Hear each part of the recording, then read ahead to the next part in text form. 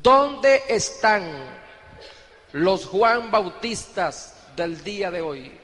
Ese es el tema. ¿Dónde están los Juan Bautistas del día de hoy? Cuando estudiamos la Escritura tenemos personajes famosos en Hebreos capítulo 11. El salón de la fama de los héroes de la fe está en ese capítulo.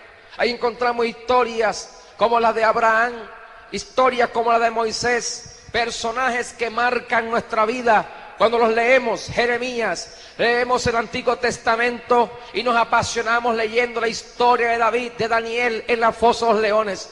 Y hay ciertos personajes que marcan tu vida y que tú admiras. Pero entre esa gama de personajes hay uno de ellos que ha impactado mi vida personalmente cuando estudio su biografía. Dentro de los hombres de Dios, unos se caracterizan por el fuego del Espíritu Santo como Elías. Otros profetas se caracterizan por su capacidad de llorar orando como Jeremías. Unos se caracterizan porque eran cantores como David. Otros se caracterizaron por ser estadistas proféticos como Daniel. Unos se caracterizaron por hacer proezas y milagros como Eliseo, cuyo manto de Elías queda en él y la unción de Dios en Eliseo permite que se abra el río Jordán. Esas historias nos embargan, pero hay un personaje que no hizo algún milagro. Hubo un personaje en la Escritura que no tenía la capacidad intelectual quizás de Daniel. Un personaje en la Escritura que quizás la Biblia no habla de que levantó a algún leproso o que devolvió la vista a algún ciego.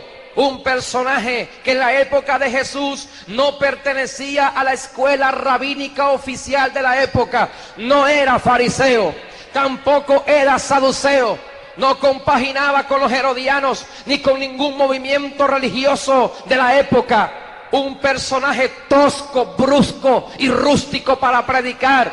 Una persona cuyo dedo índice señalaba al Mesías que venía, que con su ministerio logra preparar el terreno al Cristo glorioso que venía a predicar. Una persona que comía algo raro para la dieta de la época, se vestía semejante a Elías. No tuvo 500 años, no tuvo 10 años en el ministerio, no tuvo 30 años en el ministerio, no se ve algún don milagroso en él. Sin embargo, la historia de este profeta de Dios llamado Juan el Bautista ha impactado miles de vidas en la historia del cristianismo.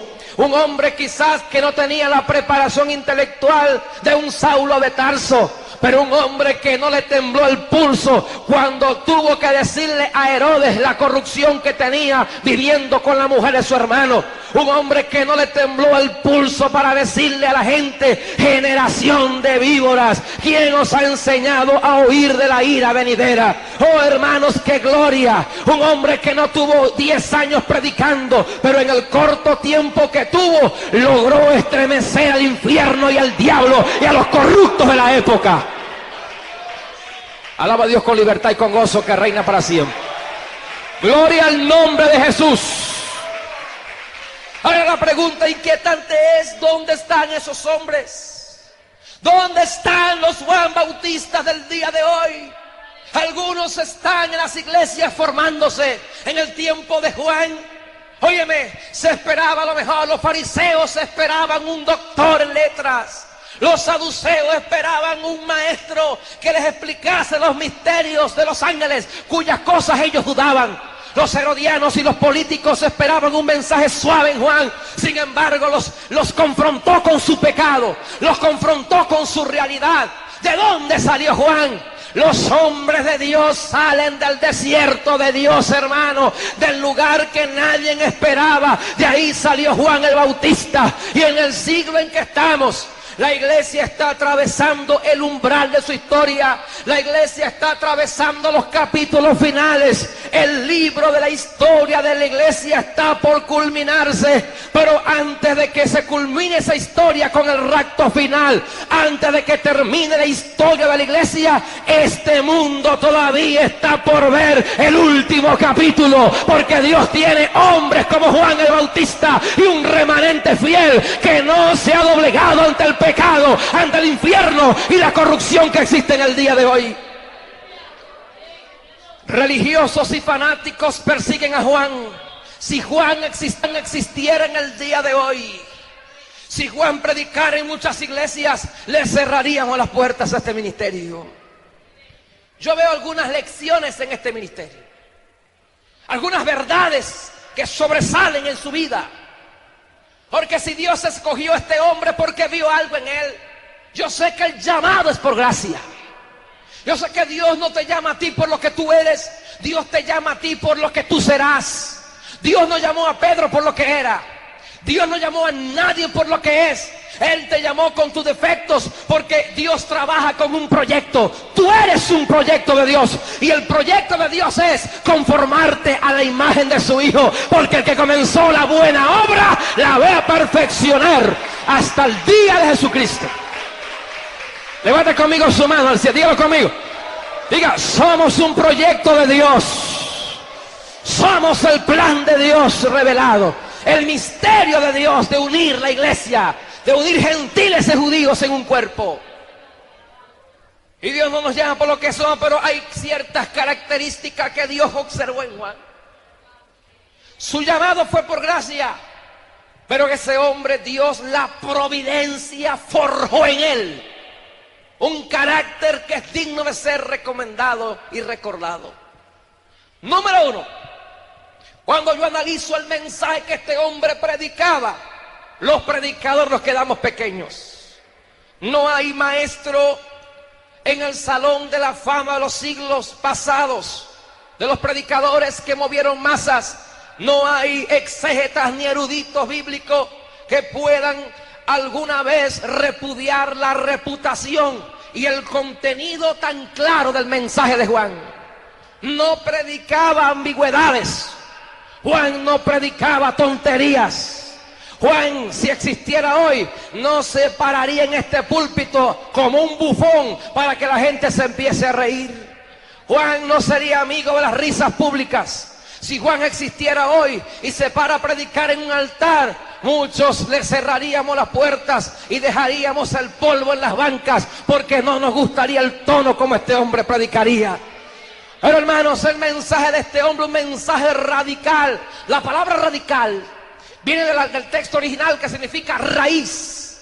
Un mensaje radical es aquel que predica la raíz del problema. Un mensaje radical ataca la raíz del problema. Y Juan no fue con filosofías. Quizás los fariseos querían filosofar con Juan, querían que Juan discutiese con ellos con el lenguaje de la época aceptada. Juan no, Juan fue el grano. Le dijo: ustedes son unos pecadores corruptos, la solución de ustedes es que se arrepientan. Y le dijo: arrepentíos, haced obras dignas de arrepentimiento. Quien os ha enseñado a huir de la ira venidera. Ustedes tienen que arrepentirse. ¿Tú te imaginas, hermano, esos doctores cómo bajaban allí?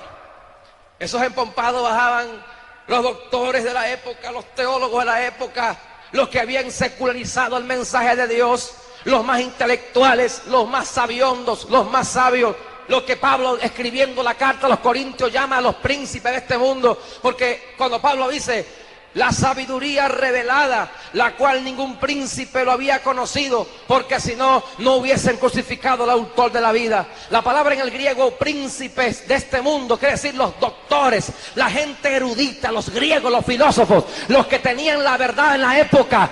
Ellos no entendieron este mensaje. Gloria a Dios por lo que estamos aquí esta noche. Lo vil del mundo, al Señor le plació revelarle su plan y su propósito.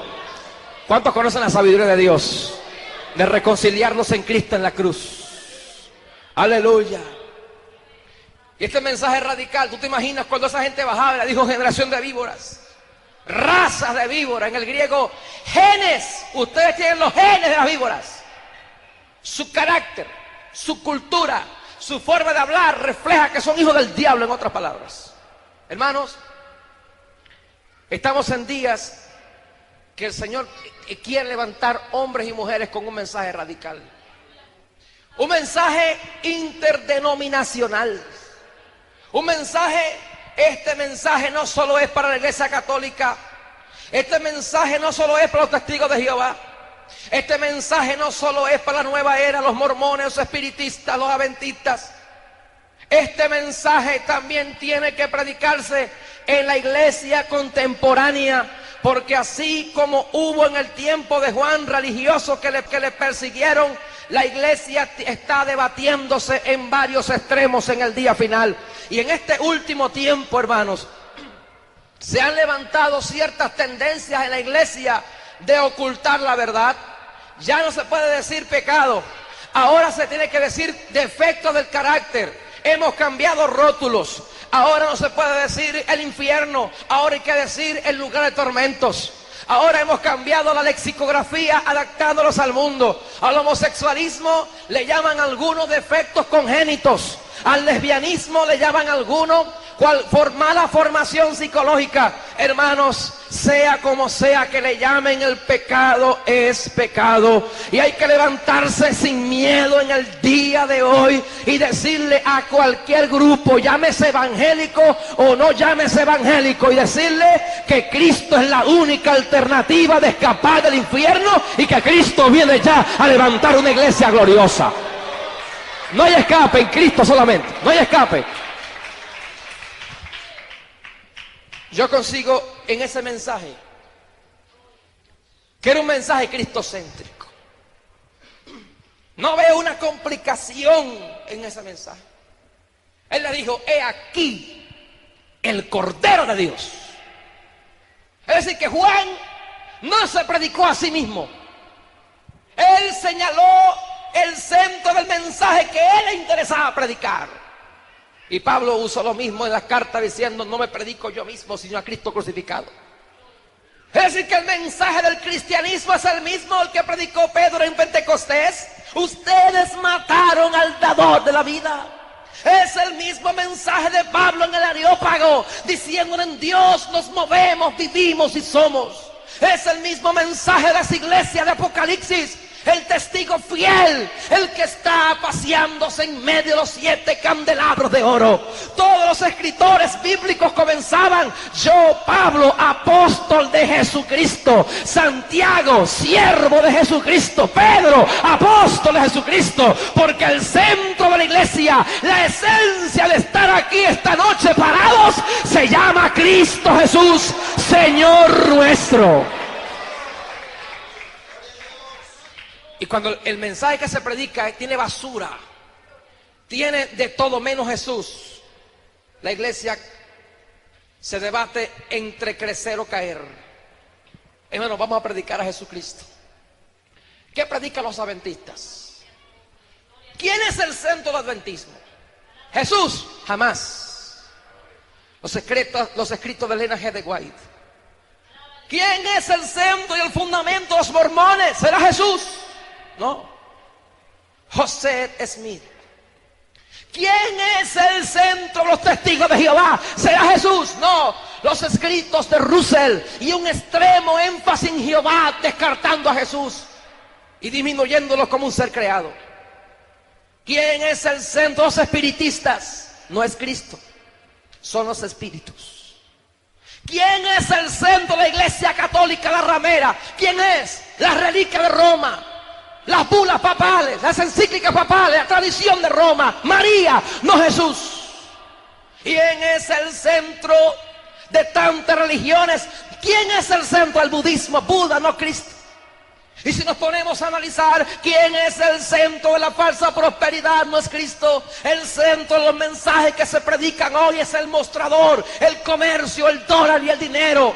El centro del mensaje es: Dios quiere enriquecerte, Dios quiere darte carros, quiere que hables bien, quiere que nunca te enfermes. No hay Cristo en ese lugar, porque ellos saben que al predicar a Cristo no se puede predicar a Cristo sin cruz y resurrección, sin calvario y corona, sin muerte y vida. Predicar de Cristo indica dos cosas: número uno, renunciar al viejo hombre, morir al carácter, tomar la cruz y seguir a Jesucristo en gloria, en bendición.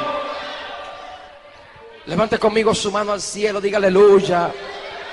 Levanta alabanza al que reina por los siglos de los siglos, que está aquí esta noche. Jesús es el centro del mensaje.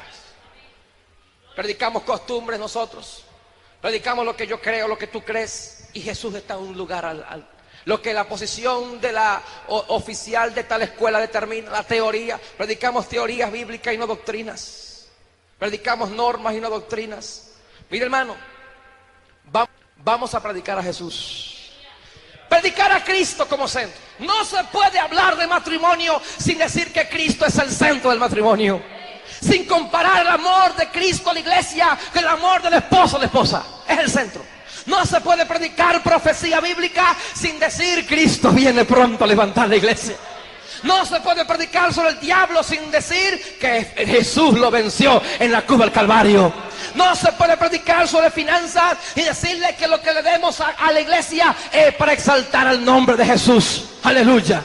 No se puede predicar de oración sin decir que la oración es en el nombre de Jesús. Es decir, que Cristo se encuentra en todas partes entrelazado. Donde quiera que usted lea el Génesis, el Éxodo, donde quiera que tú leas los Salmos, vas a conseguirte Jesús por todas partes. En la Biblia Él es el león de la tribu de Judá. Él es la estrella resplandeciente de David.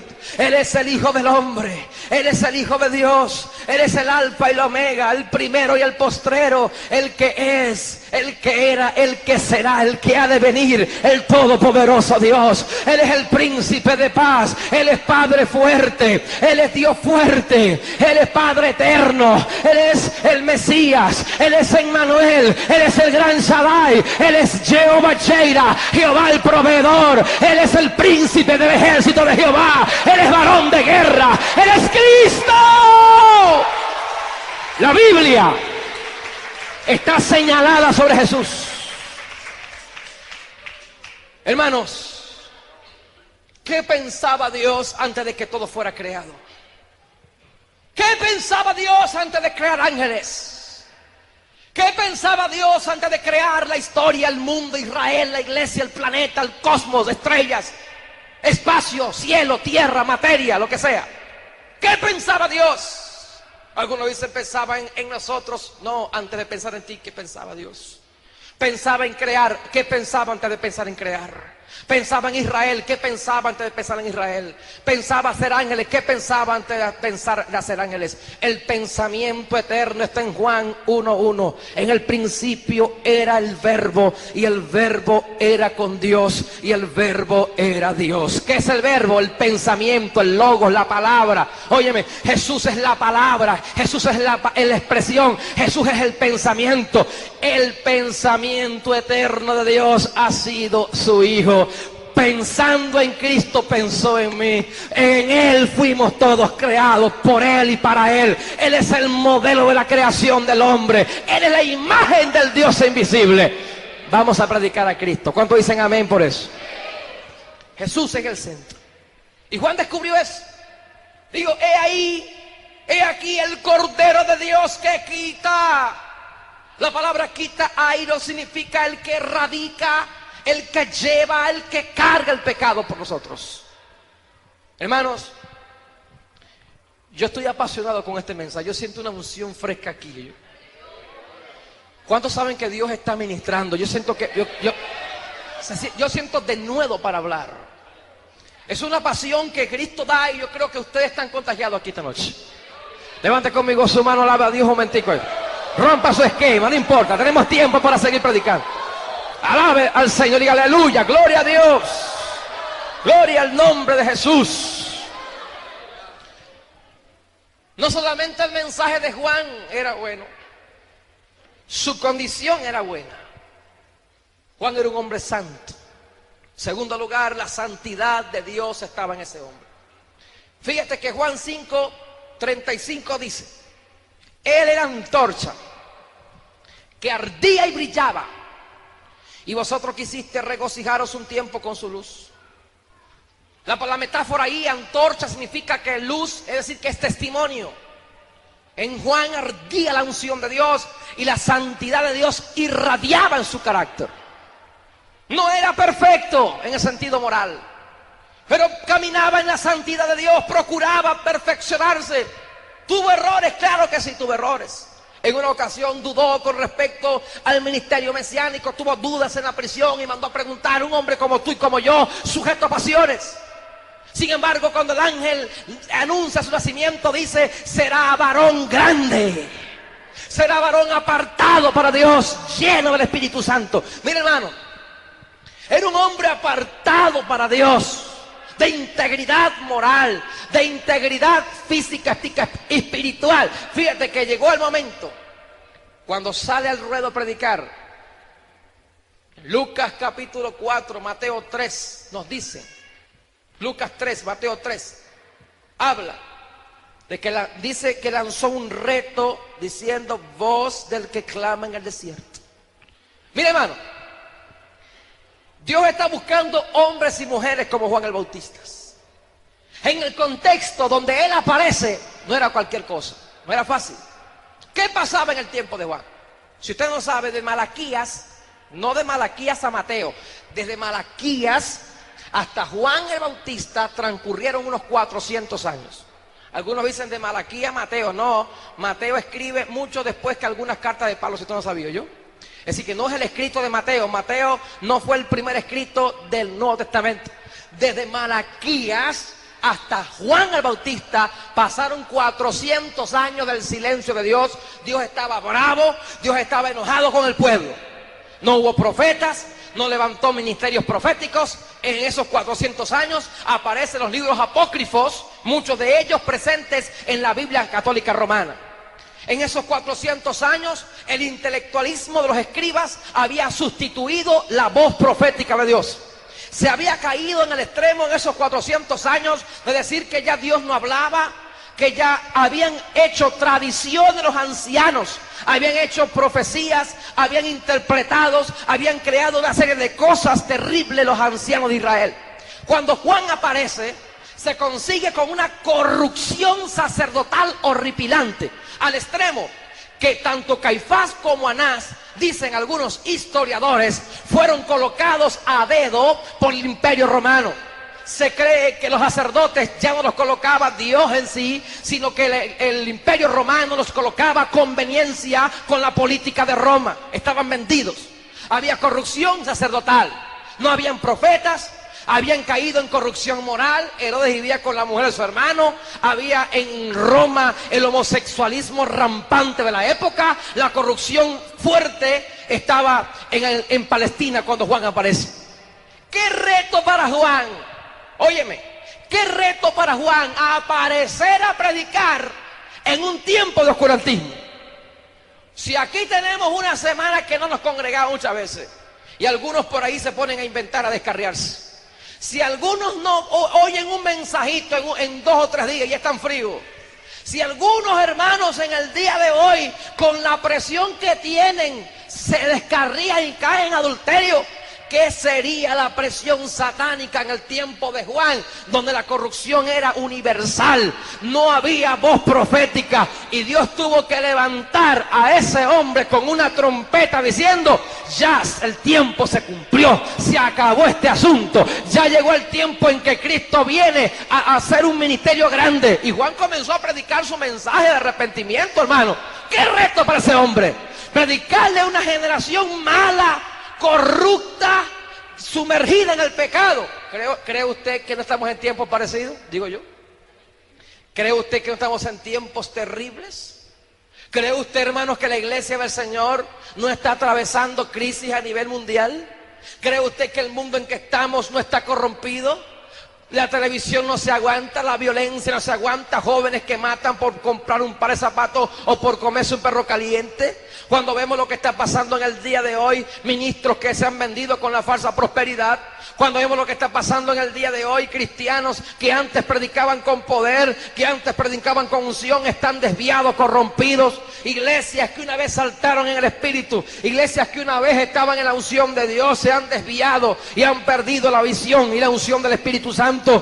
Hermanos, en Ciudad Bolívar, yo estuve predicando en Oriente y me cuentan y me ratifican que hay una iglesia en Ciudad Bolívar que se llama la Iglesia del Patriarcado, donde el pastor predica que se puede tener varias mujeres, porque Abraham, Isaac, David y los patriarcas tenían varias mujeres, que no es pecado porque Salomón tenía varias esposas. Eso está predicándose en Venezuela, en Oriente. Cuando lo que yo vi por televisión, una iglesia que se llama la Iglesia de las Otras Ovejas de Jesús, Jesucristo, donde la pastora de la iglesia lesbiana en Puerto Rico, se llama Iglesia de las Otras Ovejas de Jesucristo, que son puras mujeres, pertenecía a una iglesia de sana doctrina, una iglesia pentecostal. Se enamoró de la que tocaba el teclado y Dios les dijo que se casaran y formaron un matrimonio, ambas mujeres, y hoy están pastoreando una iglesia de lesbianas, de mujeres con mujeres.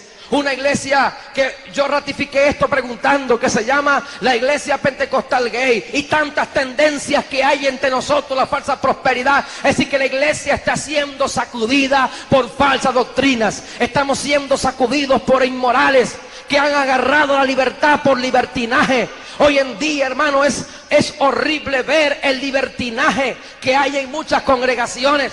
Los extremos son malos, pero óyeme, ¿cómo ve usted personas que andan con sus cuerpos exhibiéndolo al desnudo públicamente? Hoy en día hay personas que una vez dijeron que Dios trató con ellos, que le quitó esto y le quitó lo otro, y hoy han retrocedido y se han transformado, que ya no las conocemos y ya no los conocemos. Hermanos, entiéndase bien claro, el reloj de Dios de los últimos tiempos está sonando en esta noche, en esta iglesia. De un momento a otro, hermanos, la trompeta que estamos esperando se va a oír entre nosotros. De un momento a otro el cielo tendrá que enrollarse como un pergamino. De un momento a otro se cumplirá la esperanza bienaventurada, que en esta esperanza nos purificamos. De un momento a otro se va a acabar la guerra que tenemos. Es tiempo de buscar a Dios, iglesia. Vamos a soportar las tentaciones, vamos a aguantar las pruebas.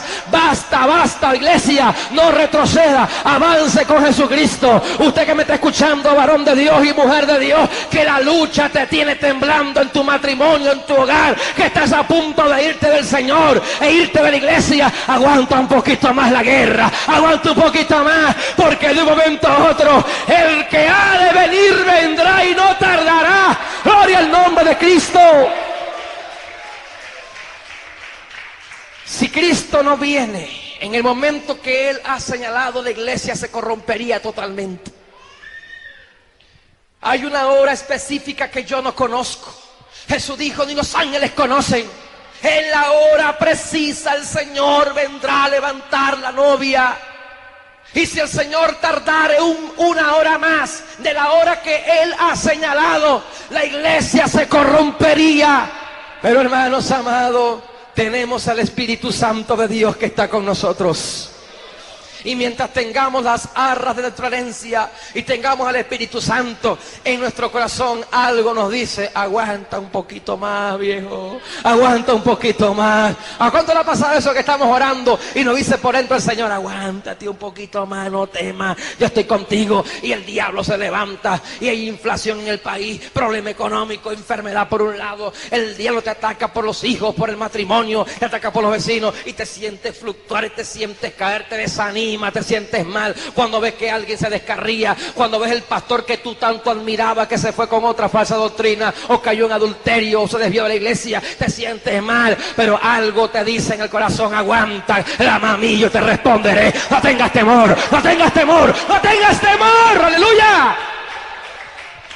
Levante conmigo su mano al cielo, dígale gloria al nombre de Jesús, aleluya.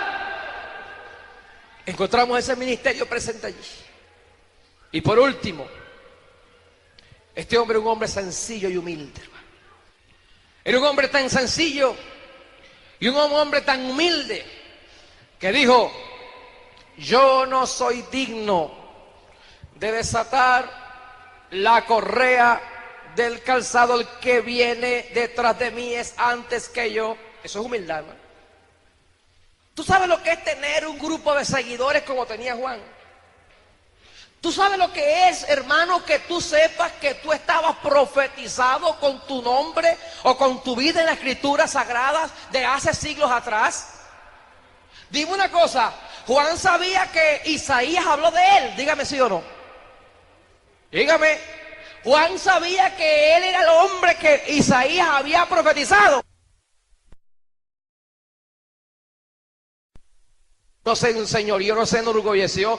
Oh, yo soy el mero, yo estoy en Isaías, estoy en Malaquías. Mira que hasta Malaquías habló de Juan el Bautista, que vendría un mensajero que vendría alguien preparando el camino. Y Juan no dijo: yo soy el escogido. A mí Jesucristo no me quita el coroto. A mí Jesucristo no me lleva a mis discípulos, son míos, yo me los he ganado. Tiene que competir conmigo a ver quién tiene más unción, a ver quién tiene más llamado, quién tiene más ministerio. Mira, Juan no tenía competencia, hermano. Él dijo: es necesario que él crezca y que yo mengüe. En otras palabras, el hombre de Dios abre paso para que otro avance. El hombre de Dios es humilde, se goza cuando alguien canta mejor que él, se goza cuando Dios usa a alguien más que él. O se pone a pelear como un estúpido. Hermano, yo canto mejor que tú, yo predico mejor que tú. Hemos gente que, mira, hermano, qué tontería. Peleamos por los dones, peleamos por quién diezma más, quién ofrenda más, quién canta mejor, quién toca mejor, quién predica mejor, ay, quién enseña mejor. Y Juan no estaba con eso. En un momentico, el que viene detrás de mí es antes que yo. ¿Sabe lo que hizo Juan? Mire, todo hombre de Dios reconoce la preexistencia de Cristo. Juan reconoció la preexistencia del Verbo cuando dijo: es antes que yo. Eso es humildad. Eso es decir, aunque yo esté predicando primero que él, el rango que él tiene es superior a mí. Óiganlo a él, seguidle. Ese es el Cordero de Dios. No se pone a tapar ministerio, no se pone a decir: tú no puedes, matando a otros que están comenzando. El hombre de Dios abre paso para que la gloria sea de Dios. Y tenemos una malicia de iglesia. Os sentimos menos que otros cuando recomendamos a alguien que Dios usa más que a nosotros. Mire, hermano, Dios puede usar aquí a alguien más que otro, pero sea sencillo y humilde, hermano. No se rebele contra su pastor, aunque usted vea que este sepa más que él. Mire, hermano, no se rebele contra su maestro de escuela dominical, porque hay gente que recibe una luz, que recibe una ciencia, recibe un conocimiento teológico, bíblico, y después viene a avergonzar al maestro de escuela dominical. Pido la palabra, usted está equivocado, hermano. Ahí no es la coma, ahí es punto y coma, y ahí el griego y el hebreo. Y el pobre viejito, hermano, ¿qué voy a hacer, chico? Es como tú dices, hoy como tú dices. Y en vez de convertirse en una edificación, te conviertes en un necio, te conviertes en un orgulloso. Cállate la boca. Pablo decía: el que se crea saber algo, hágase como que no sabe nada. Eso es humildad. Esto dijo, la Biblia dice: haya pues en vosotros este sentir que hubo en Cristo Jesús, el cual siendo en forma de Dios, no estimó ser igual a Dios como cosa que aferrarse. En otras palabras, si tú eres maestro, siéntate a escuchar, porque quizás ese campesino que no tiene tu oratoria, tu capacidad, filtra, echa a un lado lo que tú consideras que dijo, por ejemplo, Carota y es Caraota, o dijo que dijo Ancina es y así es, dijo cualquier tontería que fue, pero entiende que lo que él quiere decir es lo que Dios le está diciendo, y más nada, hermanos. Fíltralo. Hermano, así no es, yo. Así es, no Ancina, no, así es. O sea, pierden un tiempo allí. Mire, hermano, sea sencillo. Hay maestros que no escuchan a nadie. Hay pastores que no oyen a nadie predicando. Hay evangelistas que están en un lugar y no respaldan porque se sienten menos cuando otro predica. Hay músicos orgullosos que cuando alguien va a tocar mejor que ellos se van escondidos porque le da como pena que alguien sepa que uno canta mejor o que toca mejor que él. Quédate ahí, viejo, no importa, porque siempre va a haber la gente imprudente, porque hay gente que es imprudente y va a decir: mira, viste que ese toca mejor que tú. Dígale amén, sí, toca mejor que yo. Porque siempre hay gente que te va a comparar y te va a decir, y te quiere avergonzar y te voltean a ver. Hay gente que es imprudente y de acá voltean para atrás buscando la cabeza. Ya está, miren. Dígale: no me interesa, Cristo es el Rey de Reyes, señores, señores. Dale un aplauso fuerte a Cristo que vive. No me interesa, Cristo es el Rey de Reyes. Y la gloria de Él. La gloria de Él, más nada. La gloria es de Dios. La enseñanza de Filipenses es: haya pues en vosotros el sentir. ¿Qué sentir? La humildad de Cristo, hermano. Siendo Dios, se cubre de esa figura humana, de ese carácter humano. Y siendo Dios con sus atributos, asume otra naturaleza limitada. ¿Qué te parece? Sentarse, aprender a hablar, aprender a jugar como niño. El creador del cielo y la tierra. ¿Qué le parece? Y tú vas a decir, no, a mí no me enseña nadie esta revelación de rodillas que yo tengo, que Dios me mostró, a mí no lo comparo con nadie. Diga conmigo, aleluya. Levante conmigo su mano, diga aleluya, Cristo vive. Diga, es necesario. Diga, es necesario que Él crezca y que yo mengüe. Pues nadie quiere menguar. Queremos crecer, pero en vez de crecer uniformemente, queremos crecer así. Agarramos al hombre, te puedo agarrar, ¿verdad, varón? Agarramos así, nos subimos así. Y este para abajo, yo para arriba, pero él para abajo. Nadie quiere crecer con otro. Hay gente que tú ayudas, hermano, y después son tus enemigos. Hay predicadores que tú intentas ayudar y luego te malponen en algún lugar. Hay gente que tú quieres ayudar y es la malicia, la competencia. Hermano, vamos a exaltar a Dios cuando Dios usa a un hermano. Gigi Ávila dijo algo que me grabó, que me marcó a mí. Gigi dijo, hay hombres que Dios usa mucho más que a mí. Y ese viejito decir eso, mira, ¿tú sabes lo que es? Que ese hombre en cada campaña se entregan, sí, algo, que sí, 15,000 personas. Y aquí hago un llamado y pasa uno, y gloria a Dios por eso. Es decir, y decir él, que hay hombres que Dios usa mucho más que él. Un hombre que Dios lo ha usado con SIDA, sanando cáncer. No hay un mal testimonio adjudicado a ese hombre. Yo no comparto ciertos criterios con él, como muchos maestros más. Pero una cosa es cierta, ese es un hombre de Dios.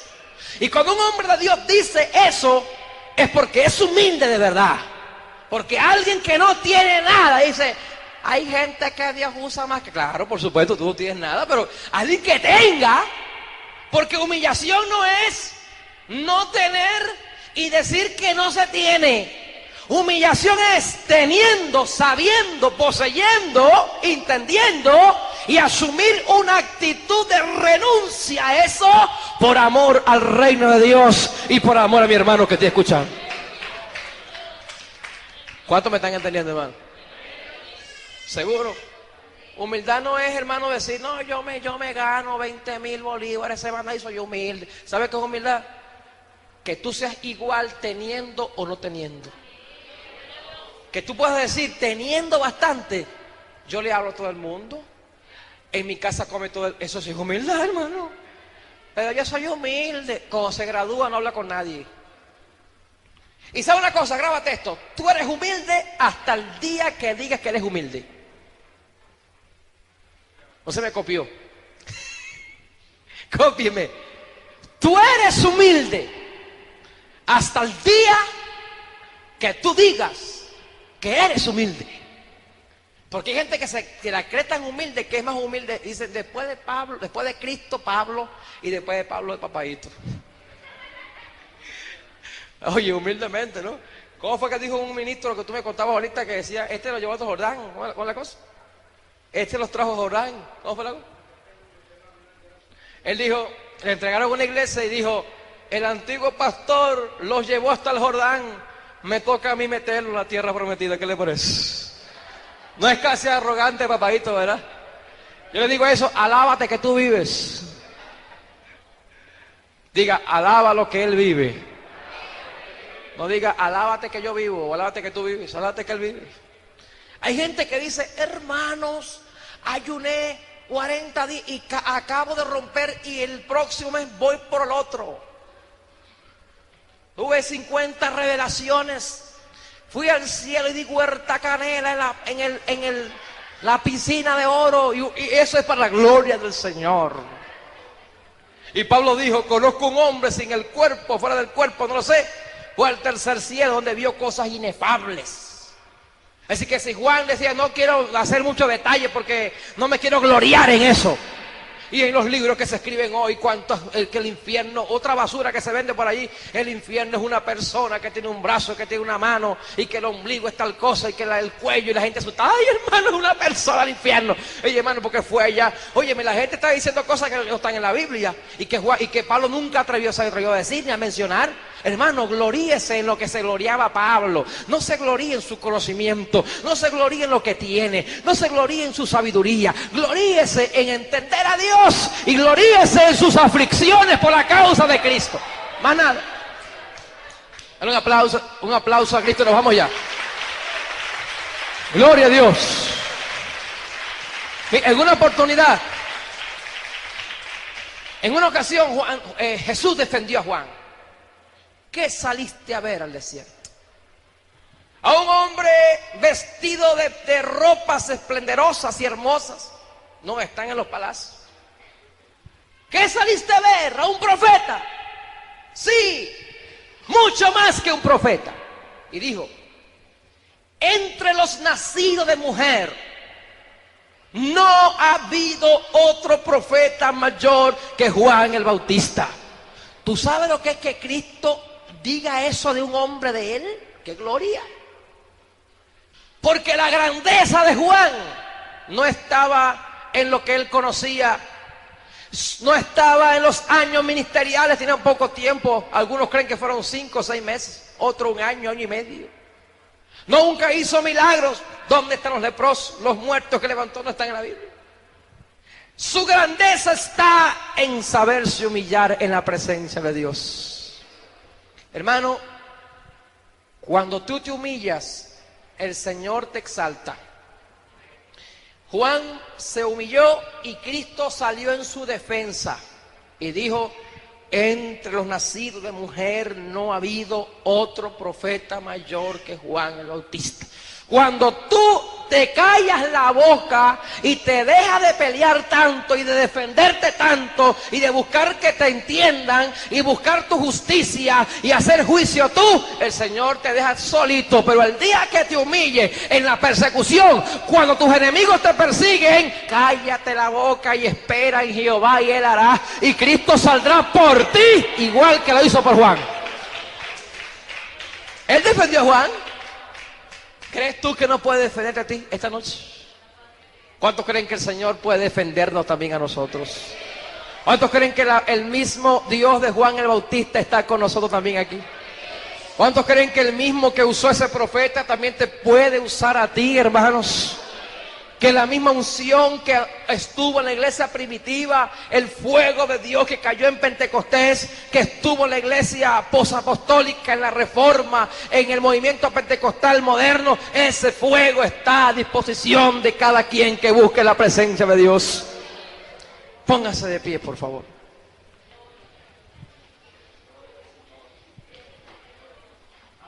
Levante conmigo su mano, pues. No espere nada. ¿Qué va a esperar? Ahora Dios. No espere nada, hermano. Que lo que Dios quería traer, lo trajo ya. Esa es la predicación de la palabra. Oiga el mensaje de Dios. Ahí está la predicación. La interrogante es: óyeme mientras oras. ¿Qué vamos a hacer con nuestra vida? ¿Seguiremos en la indiferencia en que estamos? ¿Un ministerio raquítico? ¿Una vida cristiana mediocre? ¿Una vida cristiana jorobada, enana, pigmea? ¿Una vida cristiana infructífera, inmadura? ¿Una vida cristiana derrotista y derrotada? ¿Qué vamos a hacer? ¿Nos metemos con Cristo en la candela o la candela del diablo nos va a quemar? ¿Qué prefiere usted, el fuego de Dios o el fuego del diablo? ¿Qué agarra usted, hermanitos? Yo me quedo con el fuego de Dios. Levante conmigo su mano y reflexione. Vamos a orar con gozo, con libertad. Suelta el resto, hermano. Suelta el resto esta noche. Suelta el resto. Entréguese a Dios. Habla en lenguas en el nombre de Jesús. Busca la unción de Dios. Alábalo con libertad que Él reina. Alábalo con libertad que Él vive. Vamos a ser mejores cristianos. Vamos a predicar la palabra del Señor. Vamos a mejorar, hermanos amados. Oh, cámara masayama. Y arranda la masía, oh, se cananama. Y saicando la man. Y sana la mahana sayamo. Oh, rana malahasi alo marahana se kamayama. Gloria sea Jesús. Gloria sea Jesús. Alalalabaramación Lorenda le mare. Hermano, escucha esto. Ora en silencio y óyeme. A través del Espíritu Santo viene a mi espíritu, viene a mi mente una visión, una imagen, hermanos, de un río revuelto y crecido. Un río que está arrastrando personas, cristianos. Y puedo presenciar, puedo ver, puedo sentir en esta visión cristianos subiéndose en una roca levantada en medio de ese gran río, saliendo. Alamarracasía Mohamandi. Así dice el Espíritu Santo a la iglesia. Vienen confusiones doctrinarias, vienen confusiones. Ríos revueltos arrastrarán el lodo, arrastrará ministros, arrastrará creyentes que se apartarán. Aún viene un tiempo peligroso, dice Dios. Arracanda la masica.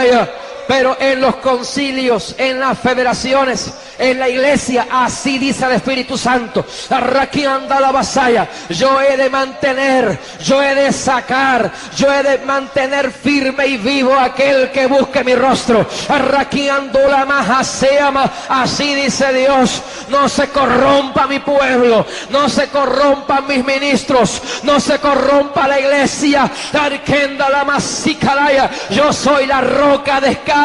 Yo soy la roca de refugio. Saikamaya. Hermanos, juzgue usted. Pero así dice Dios, mire, viene una sacudida de mata a nivel nacional. Oh, así cándole más. No quiero ser yo, hermano, parte de esos frutos podridos cayendo. No quiera ser usted parte de aquellos que serán podados, que serán cortados. Viene depuración a la iglesia en Venezuela. Viene una limpieza de altares. Viene una limpieza ministerial. Viene una limpieza espiritual a nivel nacional. Oh, Shokanamándale. Pecados ocultos van a salir al relieve como nunca antes. Gente enferma vendrán a la iglesia. Personas enfermas y muertas por causa de su pecado. Oh, Rey Kinda la Marasea Mayama. Dios va a actuar soberanamente en las iglesias. Así dice el Señor de la mies va a limpiar su pueblo.